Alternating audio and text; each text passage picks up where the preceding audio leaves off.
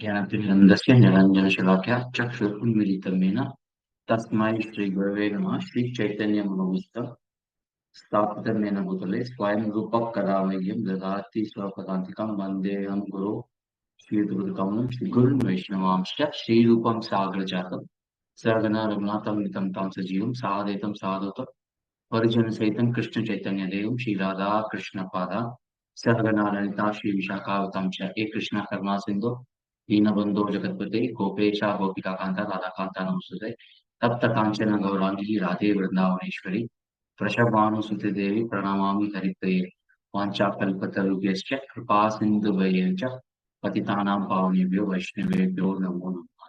Hare Krishna Krishna Krishna Hare Hare Hare Ram Ram Ram Hare Hare. Hare Krishna. Welcome to this discussion on Bhagavad Gita as it is. Today we are looking at chapter 4, shloka number 11. We will be concluding shloka number 10 and then move to shloka number 11 and 12. If we have time, we will touch upon shloka number 13 also. So this will be the agenda today in our discussion. So let us start with the shloka. So shloka number 4.10 Ita Raga Bayakroda Manmaya Ma Vajita Bahama Jnana Tapasa Uta Madbhavam Agata. Being freed from attachment, fear, anger, and being fully absorbed in me, taking refuge in me, many persons in the past became purified by knowledge of me, and thus they all attained transcendental love for me. So Srila Prabhupada is enumerating the example of what type of attachment it is, what type of fear, why we get fear, and why there is the anger. And then he explains this, and then we all, when we were discussing about this anger and the kind of getting fully absorbed in Krishna, Srila Prabhupada, we talked about the hallucination, idea of hallucination among the hippies. So Srila Prabhupada considered the hallucination of hippies as nonsense. It doesn't make any sense. It does not have any shastric basis. These idea of hippies under hallucination cannot be considered as spiritual vision. So if you see the purport, so Prabhupada is writing, this last class of men takes shelter of some kind of intoxication and their affective hallucinations are sometimes accepted as spiritualism. One has to get rid of all three stages of material consciousness. That is raga, bhaya, krodha, the conception of void that arises from frustration in life. To get free from these three stages of material concept of life, one has to take complete shelter of the law, guided by bona fide spiritual master, and follow the disciplines and regulative principles of devotional life. So this is the only way. And Krishna actually tells that if you are following this path, absorbed and taking refuge in me, the results are always good. How do we know? Krishna himself said, Bhava Jnana Tapasa, by austerity of knowledge, many people have attained the transcendental love of Krishna. So, this is the proof. So, Krishna is bringing one important point here is Bhava Jnana. Many persons in the past became purified by knowledge of Krishna. Krishna emphasizes this point in 3.20 कर्मणैव हि सामसिद्धिं आसित जनकादया लोकसंग्रहम् एवपि संपश्यं कर्तुम् अर्हसि. Kings such as Janaka attained perfection solely by performance of prescribed duties. So Krishna is here bringing what happened in past by following Krishna's instructions or the prescribed duties which Krishna has given. Therefore, just for sake of educating other people in general, you should perform work. So this is an example of what happens when we follow Krishna's instructions. Then, if you see shloka number 4.15 एवं ज्ञात्वा कृतं कर्म पूर्वैरपि मुमुक्षिभिः कुरु कर्मैव तस्मात् पूर्वतरं कृतम्. All the liberated souls in the ancient times acted with this understanding of my transcendental nature. Therefore, you should perform your duty following in the footsteps. So, Krishna is now giving example that whatever he is telling is very bona fide, and by doing that, he will be able, Arjuna will rise to the transcendental nature. And in Shloka 4.10, he is telling, purify by knowledge of it, and then attain the transcendental love for Krishna. So by following Krishna's instruction, we will come to the love of Krishna. That is what in this shloka um, Krishna is telling. So Krishna is telling that we need to take refuge of him and get purified by this knowledge.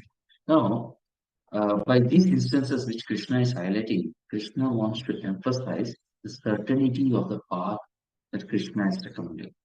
This Krishna is emphasizing to the first time readers that the path of Bhagavad Gita is very certain. And Krishna is using in this shloka a word called as jnana tapasa. It is a combined word or compound word. The meaning, what is the meaning of this austerity of knowledge? This hearing about Krishna and understanding his glories can be an austerity. These hearing and understanding of Krishna are purifying. This understanding of glories of Krishna brings lot of joy to us. Initially and transitionally, we may find sometimes the glories of Krishna are irritating, annoying, draining, bewildering, and boring. We can get many different emotions in negative sense. We may think it is the same old thing being told again and again, and sometimes we feel that it is not worthy of reading or understanding. These pastimes of Krishna, we think may not, are not making any sense. And we may also think why Krishna acts in these ways, which seems to be very, very practical.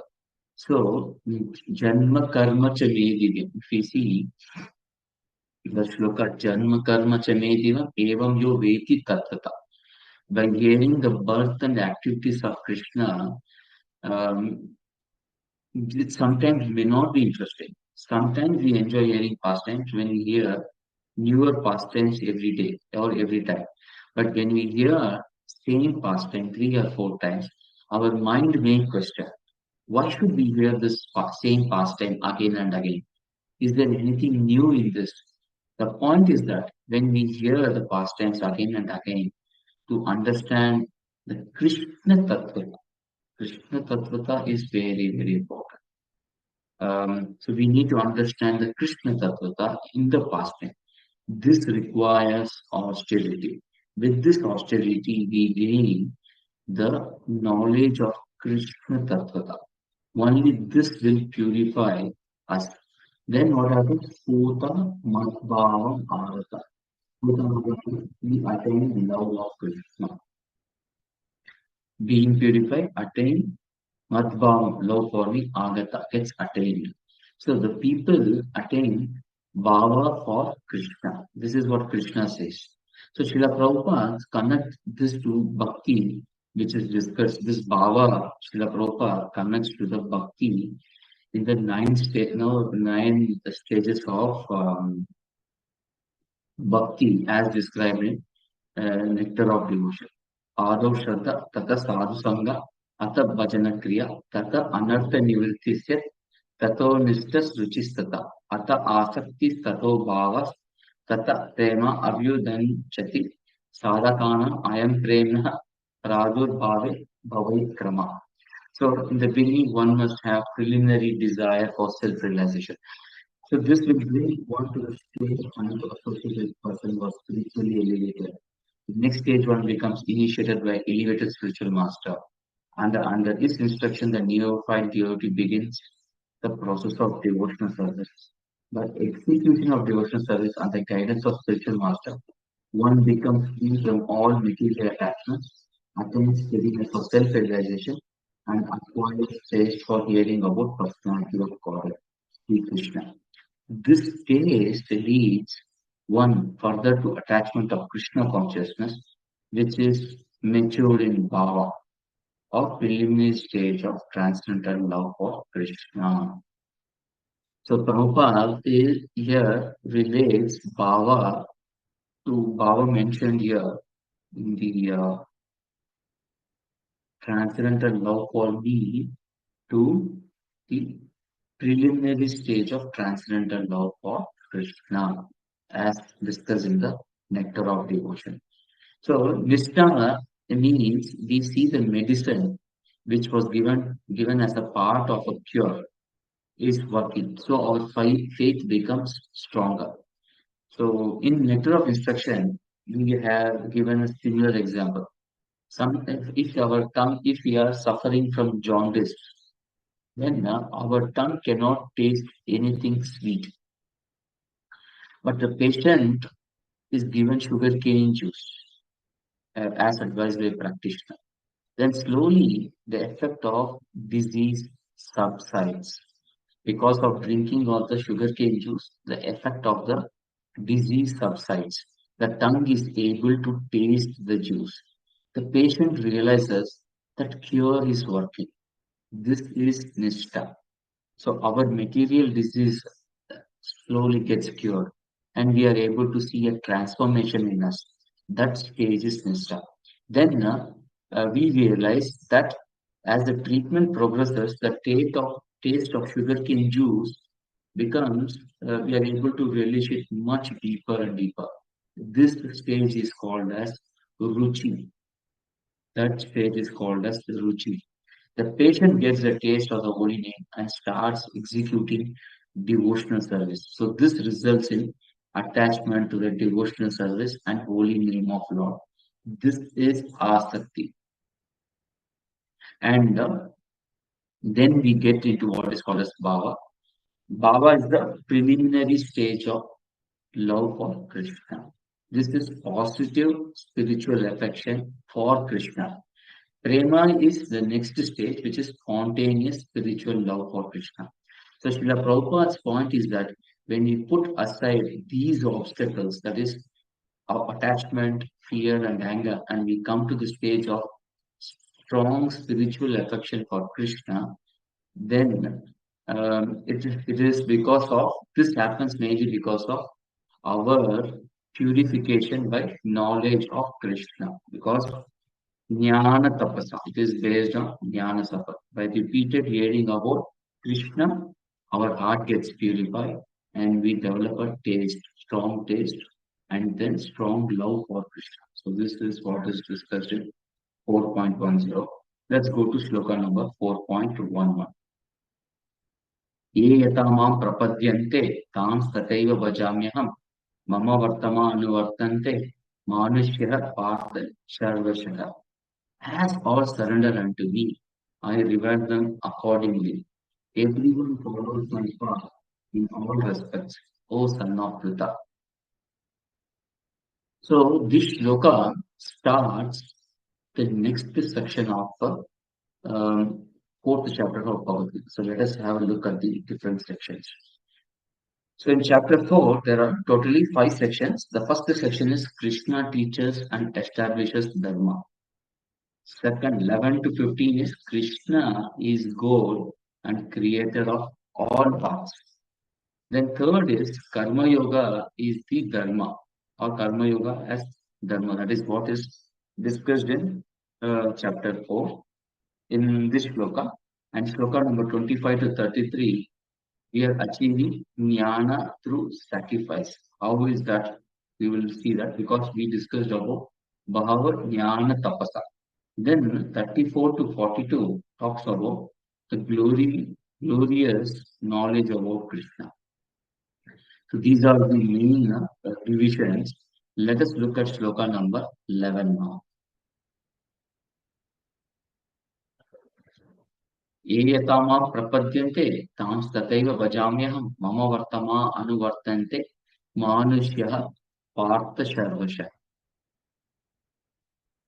So The sections that we are discussing here, just a point, are this is specific sections called out by acharyas, um, and the Baldev Vidyabhushan and Vishnu Chakravarti Thakura give broad guidelines for these sections. So the devotees have classified the sections of Bhagavad Gita in different ways. This sectioning of Bhagavad Gita is not integral to the text of Bhagavad Gita. So why we are doing this sectioning? This sectioning helps us to create a framework to understand Bhagavad Gita in a better way.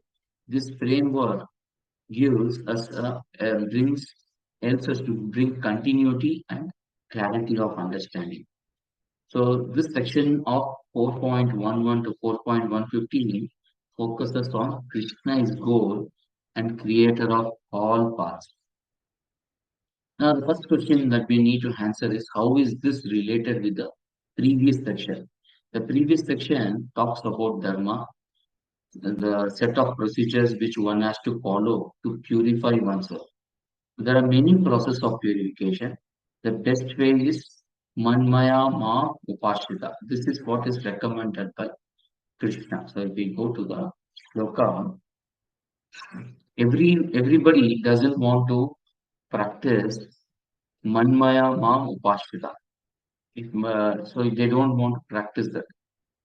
So there are other processes also available. So Krishna gives overview of all these processes and principles which we can understand, and adapt the process. So general tendency is prapadyante. The general or the most prescribed here is prapadyante and upashita. Prapadyante and upashita means it is to surrender to Krishna. So ye yatama prapadyante. If you see previous verse, Itaraga mam upashita, my refuge, take refuge of me, and prapadyante, surrender unto me, surrender. So these two words means that Krishna wants the best method that Krishna suggests is to surrender to him. So based on the way the people surrender to Krishna, Krishna rewards them accordingly.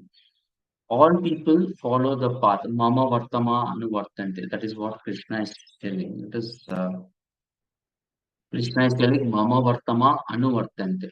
Thus, within this verse, there are two ideas. One is Ye Yatamam Prapatyante Tam Tataiva Vajamyam. Second verse is Mama Vartama Anuvartante Manushya Partha Sarvasara. So let us understand the ideas and how they are related with one another. So impersonalists, when they quote this verse, they typically quote the second part of the verse, and Vaishnavas quote the first part of the verse. So impersonalist quotes Mama Vartama Anu Vartante Manushya Partha Sarvasha. So and Vaishnavas quote Mama Vartano Ye Yatamam Prapadyante Tam Tataiva Bhajamiham. So in the quote, Vaishnavas majorly focus on surrender to Krishna, and impersonalists focus on the path that they are taking. So the first idea conveyed is the principle of reciprocity. That means, ye yatama, as one surrenders, I reciprocate. Krishna says, I reciprocate. The people claim that God is stone and he make him invalid or void. Vishwanath Chakravarti Thakura explains this very beautifully. Ye yatama prapadyante, what does it mean? And Srila Prabhupada also touches this point in his purport. So those who consider Lord's activities, which is Janma and Karma, as transcendental, unique, spiritual, etc., Krishna makes their activities transcendental. This means Krishna purifies them. Thus they become liberated and start acting in that liberated platform. The other side is that there are people who consider activity of Krishna to be material. their activities remain material. Typically, these people consider Krishna as a historical figure, mythological character. The thinking of Krishna is material, and hence their activities also remain material. There are people who think of Krishna in a Mayavadi way, pointing that Krishna is an impersonal Brahman.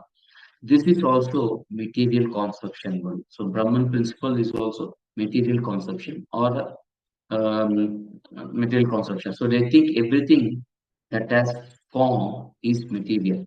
Hence, they consider Krishna's body as material. And this is very offensive to Krishna. So these type of people who think Krishna's body as material, they are in fetters of matter. Owing to this conception, they continue to stay in the material existence. The point is that our approach will be reciprocated by Krishna. So if we are considering Krishna to be spiritual, he will pull us to spiritual plane. If we consider him as to be material, just a stone or a void, then it makes puts us also into the material material world or deeper parts of the material world. The point is expanded. This point, which Krishna is making here, is expanded subsequently in Gita. We can discuss this point again when in the next shlokas or coming shlokas. The most important thing is that Krishna, the first part is that Krishna reciprocates.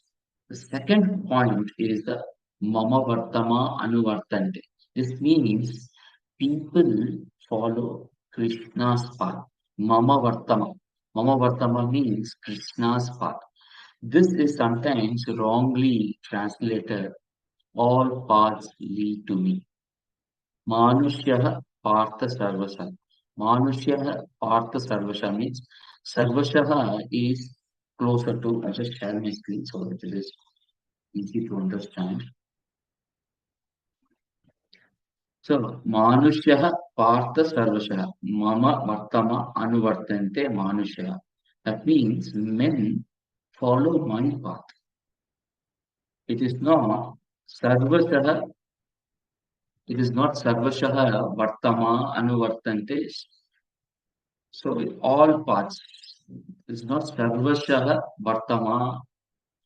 So my path, everyone follows. Not all paths lead to me. That is not the way. So it is possible for me to put this Sarvashaha in place of Mama, which means all paths and Mama here. If I exchange this positions, then it will be like all paths are leading to me. This does not make grammatical sense. There are people who argue that there is a grammatical term or a figure of speech called as transferred epithet, where the adjective is moved from one noun to the another noun. For example, we can say there goes a man on a weary path. The weary path is actually telling that, signifying that man is tired but is still going on the path. The path is not tired, the man only is the tired, or the traveler is tired.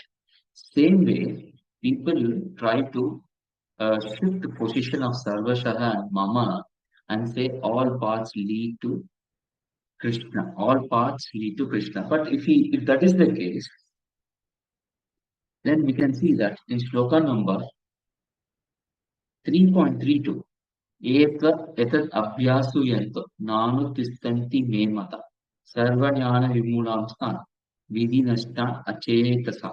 So this is a categorical, but those who out of envy disregard these teachings and do not follow. So there is a clear distinction.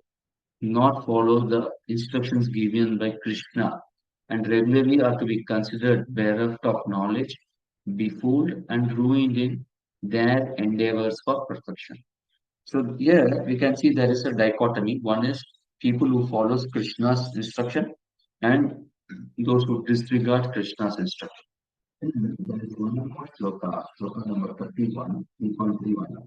Eme matam idam nityam anutistanti manava shraddhavanto anushyanta muchyante api karmavi. This also is categorical. Those persons who execute their duties according to my injunctions and who follow this teaching faithfully without any become free from bondage and fruitive activities.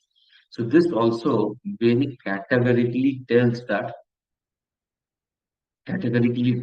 we need to follow Krishna's injunctions.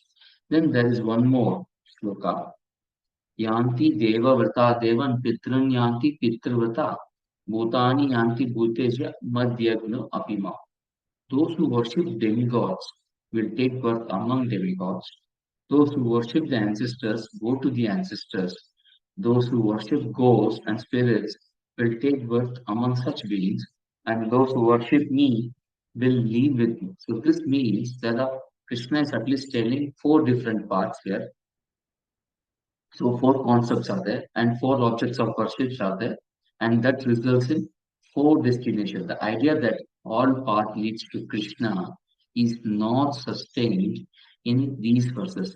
Hence, by comparison of 4.11 with the overall flow of Bhagavad Gita, we can say that it is referring to all men. Everyone is on path to follows my path in all respects, O son of Pita.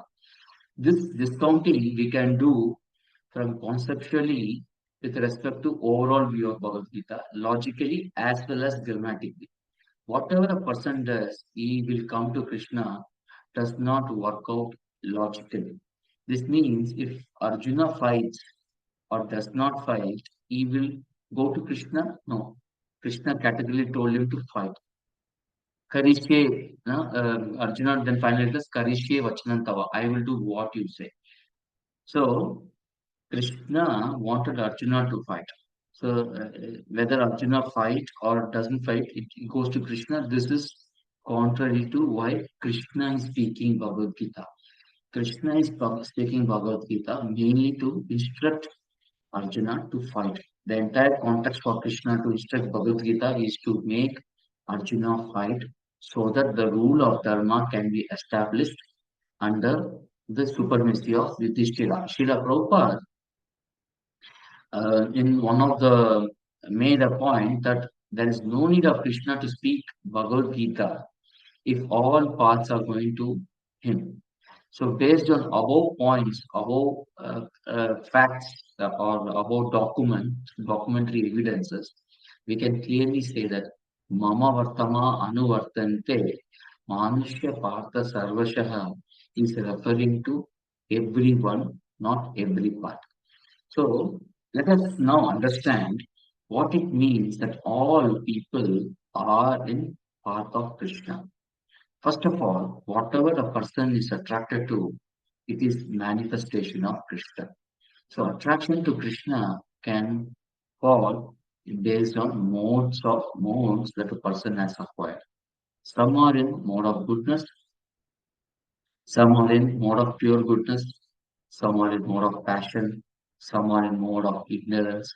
All these are material things which have spark of attraction of Krishna in it. So now if you see shloka number 10.41, Yadyat Vibhuti Mat Sattvam Srimat Urjitam Evava Tat Evava Gacchatam Mama Tejamso Sambhava.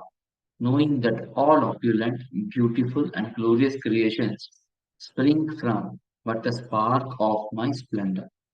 So if somebody says that the beauty of the opposite sex is also beauty of Krishna, then what is wrong with getting attracted to the opposite sex? This could be an argument. Yes, that is Krishna's arrangement to make a man get attracted to a women or women get attracted to men. But this attraction does not connect us to Krishna. This is a spark that comes from fire. However, this attraction to the spark will not take us to fire.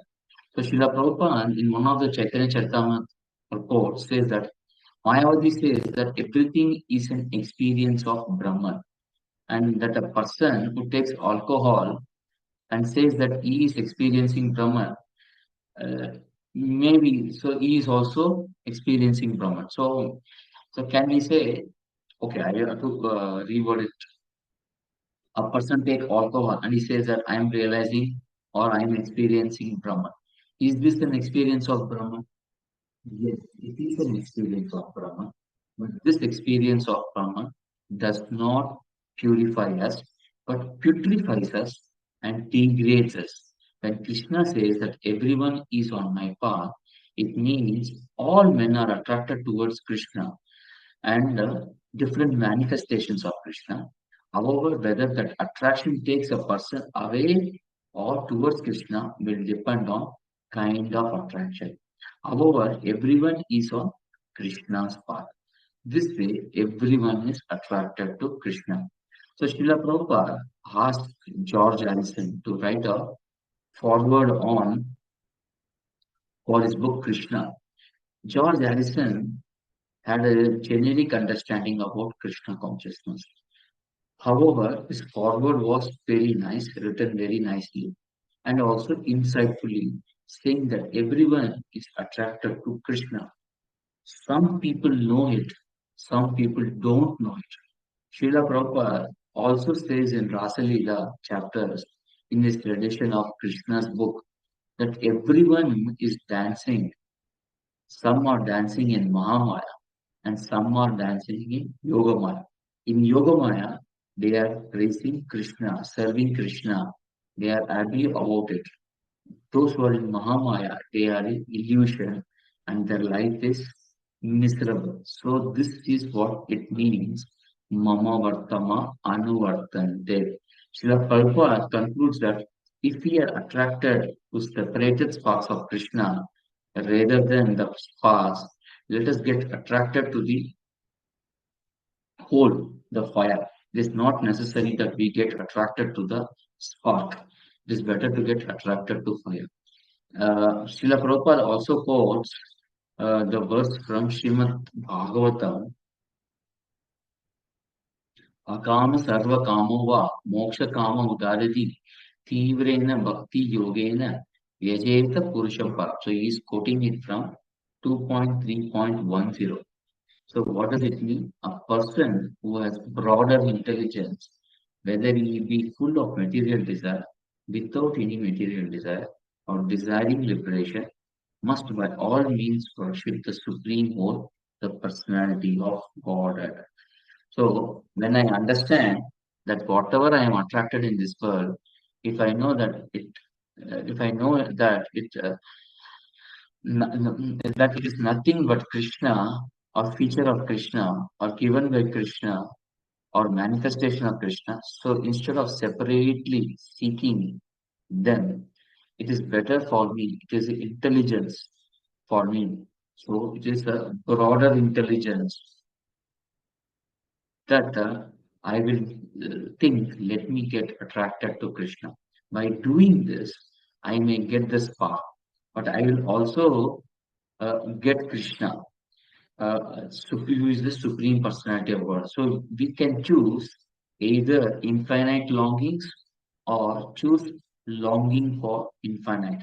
Infinite longing means infinite desires to be filled, which has no end, and it is coming life after life, life after life, life after life. The entire reason that we have taken birth is our longing, infinite longings. But when we long for infinite, which means I understand all these sparks from Krishna are there. But instead of being attracted to the sparks, if I get attracted to Krishna, how nice it is.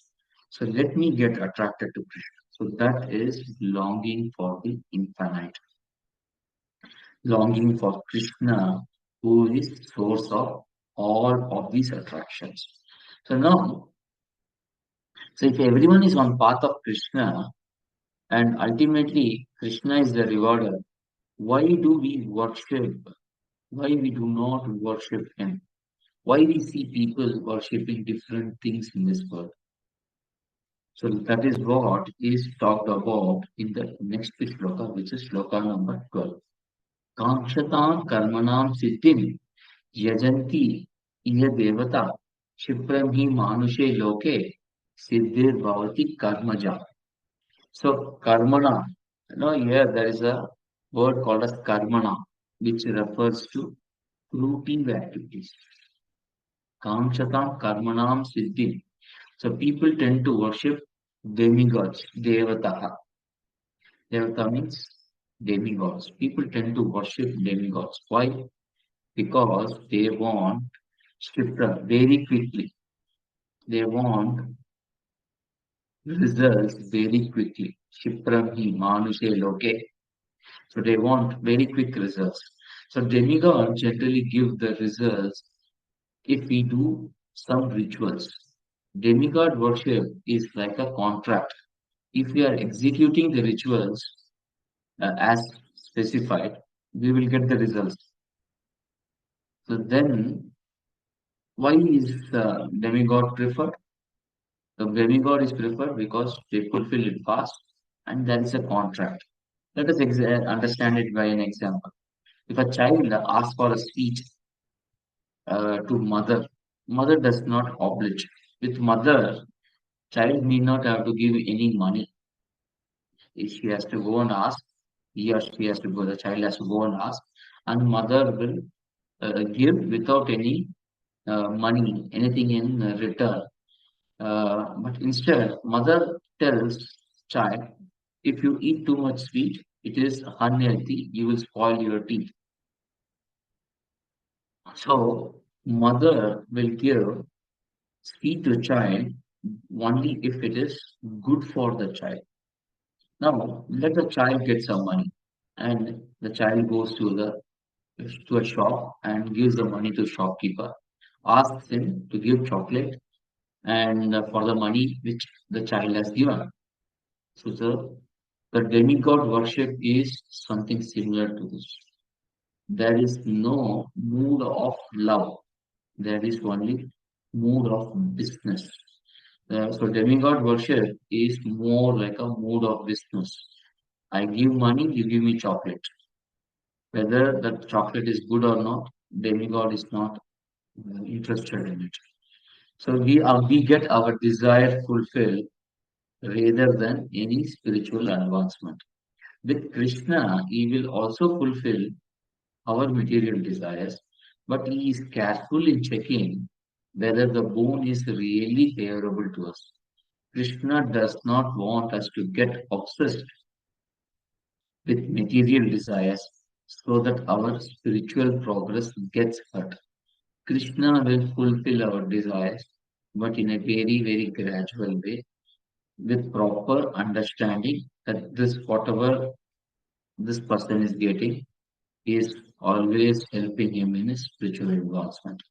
This ensures that our illusion is very, very controlled or it is always under check.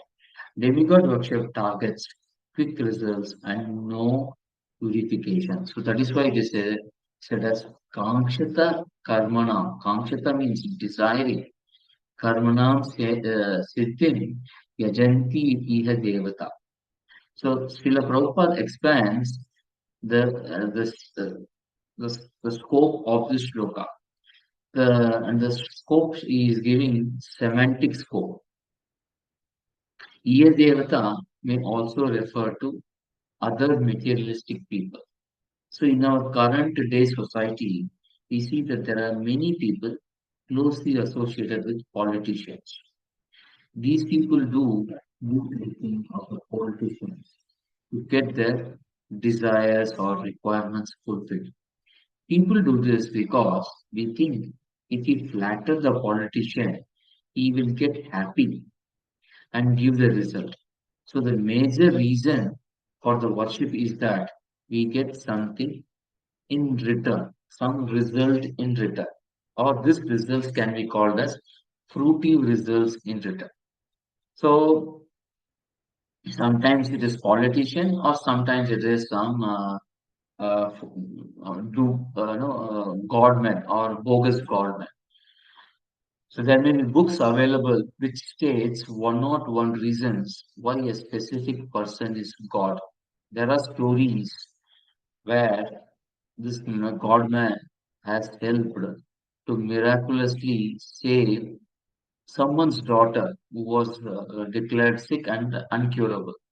So this God man came and cured the child, the person's daughter. Or there could be someone who is full number one and he was afraid of all the exams. But getting the blessings of Baba, this person became intelligent and overnight he scored very good marks in his exam. So all these type of stories are simply errors of logic. Like 101 stories of success, proving the person to be God, there could be 101 reason or 1001 reasons where these prayers did not work. So, and hence, because they did not work, it did not enter the book. So sometimes in the medical field, we find miraculous cure happens. People suffering terminal illness sometimes become come out of the terminal illness and live for longer, even after they have come out of their terminal illness. Some people may think by that, so this is because of the miracle of Baba or no, it is not like that. These people end up scoring marks. The unintelligent people end up scoring marks, or a terminal illness person starts living very well. So this may be because of uh, that changes in their karma. This may be because of karma, the way we have carried out our karma.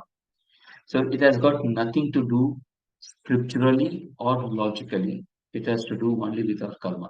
Therefore, this is not this worship of human beings or demigod worship is not recommended because we are unclear about how karma works. People are very short-sighted. They are just thinking of what they can get in this life. So usually children are short-sighted. They cannot think of their career, how they want to build career, whether they want to become doctor, engineer, or devotee in Krishna conscious. They are not clear. Children want to play in their childhood. Such short-sighted people who are like children cannot see spiritual life. So whatever piety they have there in their life, it is for this Iha Devata, so this demigod. So that is why this karma, everything is because of if somebody is saved from illness, it is because of his karma. And maybe Devatas help us to overcome some of the karmas and give us good result. But it is better for us to um, fall at the lotus feet of Krishna so that we go back home, back to God. So that is 4.12. Now let us touch upon 4.13. It's a very interesting shloka. Chatur Varnayam. So now what is the way for the people who are following the scrutiny activities to get elevated? So Krishna, as in the previous shloka, has talked about what happens to people who want quick results. How they will get. So Krishna is talking about people who want quick results and who are following the path of demigod worship. But now Krishna's idea is that because they are behind Devata, Krishna is not envious or jealous and want to punish it because they are behind demigods. No. So create Krishna wants to create a system, and this system he explains in this shloka 4.13, which this shloka explains the step-by-step way to elevate people to a spiritual level. And this system is called as Varnashrama system. Chaturvarnaya Maya system. Guna Karma Vibhagasha Tasya Kartaram Apima Vidhi Akartaram Abhya. According to three modes of material nature and the work associated with them, The four divisions of human society are created by me. And although I am the creator of this system, you should know that I am yet the non-doer, being unchangeable.